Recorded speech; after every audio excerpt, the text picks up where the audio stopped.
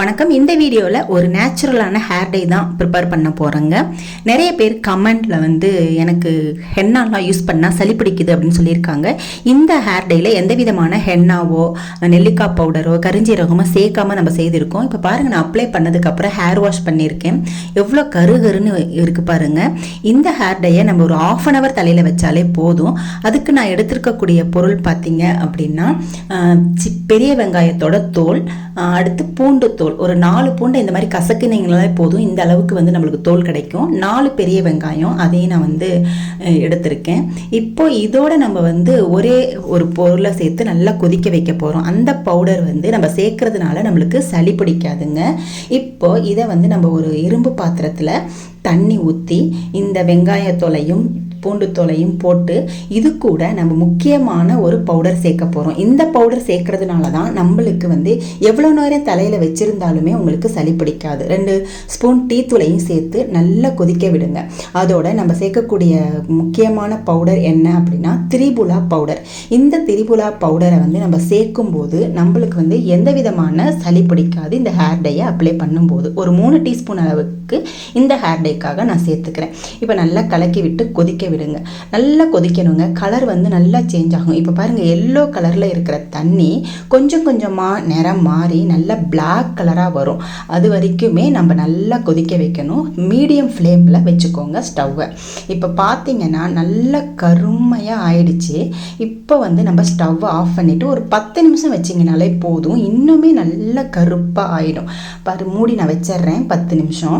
10 நிமிஷத்துக்கு அப்புறம் ஓப்பன் பண்ணி பாருங்கள் எந்த அளவுக்கு நல்ல கருமையாக வந்திருக்கு அப்படின்னு தெரியும். இந்த தண்ணியை நம்ம ஒரு வடிகட்டி வச்சு வடித்து எடுத்துக்கோங்க. இல்லை ஒரு மெலிசான துணி போட்டு கூட வடிச்சுக்கலாம்.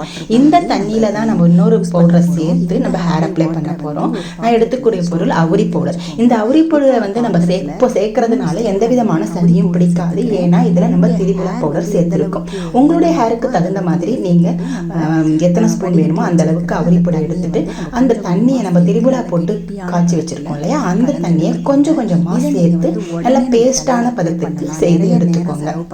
இது இந்த ஹேர் டையை நம்ம அப்ளை பண்ணும்போது நம்மளுக்கு ஏன் சளி பிடிக்காது அப்படின்னா திரிபுலா சூரணம் அப்படிங்கிறது ஒரு சூரணம் இதில் தருவாங்க. இது ஹேருக்கும் சரி நம்மளுடைய உடம்புக்கும் ரொம்பவே ஒரு சூப்பரான பொடி அப்படின்னு சொல்லுவாங்க. இப்போ நல்லா மிக்ஸ் பண்ணிட்டு நான் ஹேரில் அப்ளை பண்ணுறேன் பாருங்க. ஹேரில் அப்ளை பண்ணும்போது நல்ல மயிர்காலெல்லாம் படும்படி அப்ளை பண்ணணும். நம்ம ஒரு 1/2 hour தான் இந்த ஹேர் பேக்கை ஹேர் டையை தலையில் வைக்க போகிறோம். ஸோ உங்களுக்கு சளி பிடிக்கவே பிடிக்காது.